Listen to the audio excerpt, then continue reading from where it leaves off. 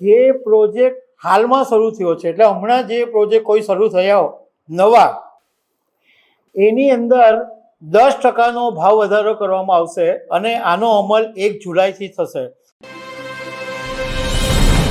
તમારા સપનાનું ઘર હવે મોંઘું થવા જઈ રહ્યું છે, કારણ કે ગુજરાતની અંદર બધા બિલ્ડરોએ ભેગા થઈને એક સર્વાનુમતે નિર્ણય લીધો કે હવે 1 જુલાઈથી મકાનોના, ફ્લેટના, ઘરોના ભાવ વધારવા પડે એવી સ્થિતિનું નિર્માણ થયું છે.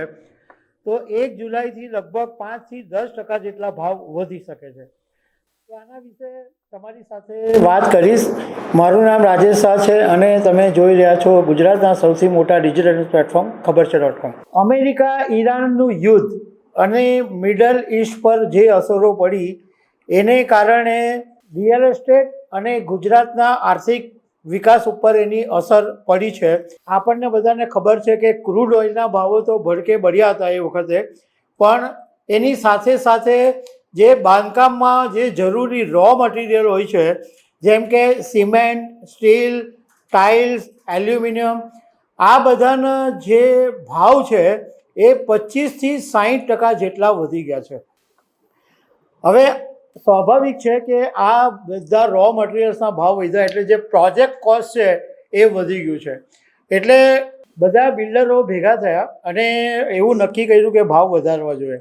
હવે confederation of real estate developer association of India, ક્રેડાઈના અમદાવાદના ચેરમેન રાજેશ વાસવાનીએ મીડિયા સાથેની વાતમાં એવું કીધું કે અમે સરકારને વારંવાર વિનંતી કરી હતી કે અત્યારે હવે છેલ્લા 4 મહિનાથી રિયલ એસ્ટેટને ભારે નુકસાન થઈ રહ્યું છે અને ધંધો ચલાવવો મુશ્કેલ થઈ પડ્યો છે, પણ સરકારે કંઈ કર્યું નથી. એટલે ગુજરાતના 400 બિલ્ડરો એક ભેગા થયા અને એક મિટિંગ કરી અને એની અંદર ચર્ચા થઈ અને આખરે એવું નક્કી થયું કે બાંધકામ ઉપર જે બાંધકામના બિઝનેસ ઉપર જે ગંભીર અવરોધો ઊભા થયા છે એમાંથી બહાર આવવું હોય તો ભાવ વધારા સિવાય કોઈ વિકલ્પ નથી. એટલે સર્વાનુમતે નિર્ણય લેવામાં આવ્યો છે અને એની અંદર એવી રીતના નક્કી કરાવવામાં આવ્યું કે જે પ્રોજેક્ટ હાલમાં શરૂ થયો છે, એટલે હમણાં જે પ્રોજેક્ટ કોઈ શરૂ થયા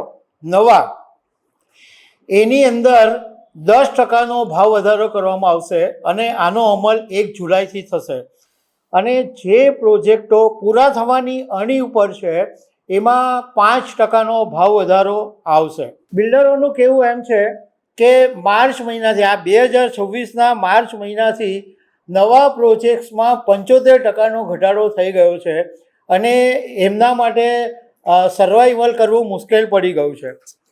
સાથે સાથે બિલ્ડરોએ એવી પણ એક માંગ કરી છે કે 2017થી જે એફોર્ડેબલ હાઉસિંગમાં જે પ્રોજેક્ટ છે એમાં 45 લાખ રૂપિયા ઉપર 1% જીએસટી લાગે છે.